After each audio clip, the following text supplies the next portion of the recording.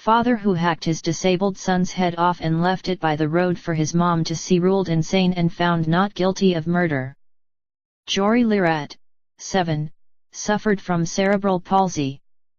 He was found beheaded and dismembered in the front yard of his Louisiana home on August 14, 2011.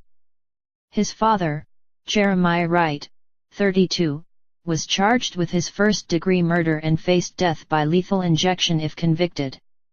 Doctors for Wright testified that he suffered from a psychotic disorder and for years lived under the delusion his son, who needed around-the-clock care, was a CPR dummy. On Friday, a Thibodaux judge found Wright not guilty of murder by reason of insanity. He has been confined to a state mental asylum in Jackson.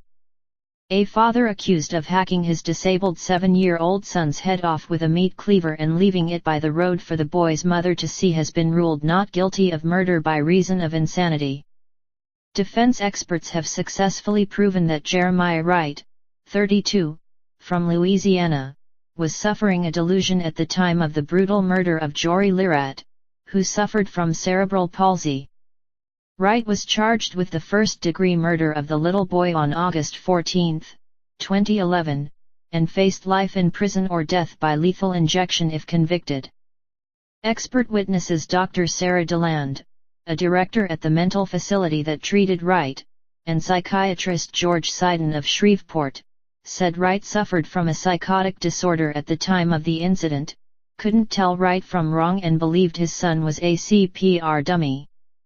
They testified that Wright thought his son was really a government social experiment and told them, "I don't believe they can do anything to me because it wasn't a real person. His skull was made of plastic. He had foam in him." Wright was accused of killing and dismembering the boy after his mother Jesslyn Lirat threatened to kick him out of their Louisiana home. A passing motorist found Jory after Wright allegedly left his head in the front yard for his mother to see.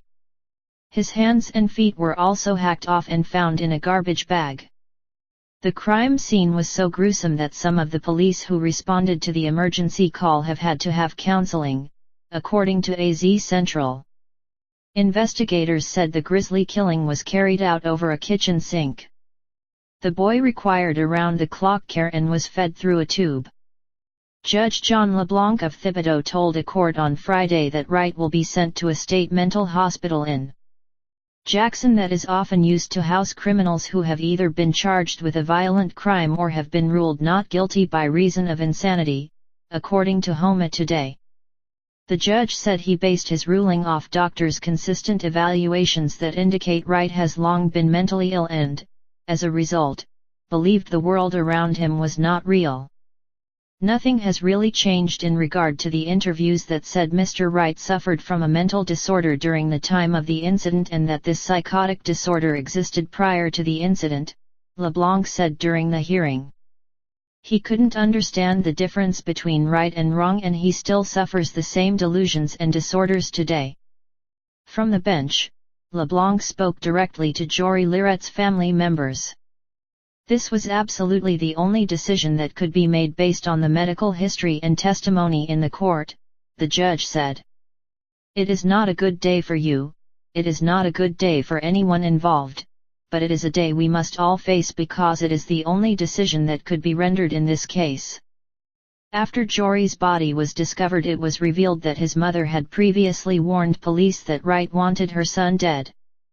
The week before Jory was born, Jesslyn obtained a restraining order against Wright after he broke the baby's piggy bank and shoved her onto a pile of CDs on the bed. Then, when Jory was just 6 months old, she obtained another similar order after he called her and said he was tired of seeing the baby suffer and wanted him dead. Details of the orders, which Jesslyn apparently allowed to lapse, were revealed in sworn statements she made in 2004 and made part of the official court record. Thibodaux Police Lieutenant Kim Favalora said in a statement to a court in early 2013 that Wright was very matter-of-fact as he calmly explained that he thought for years that Jory was not his son. Wright said that he recently saw the way the dummy looked at him and there were signs and little things the dummy did to him that let him know that Jory was not his son, but a dummy. Favalora said Wright told police that he was tired of taking care of the dummy. Wright said that as soon as he realized that Jory was a dummy, and not his son, he started contemplating on killing him. The document said Wright admitted to arguing with Jesslyn the previous night and that he expected to be kicked out of the house. Wright has a previous criminal history that includes arrests for drugs, burglary and contempt.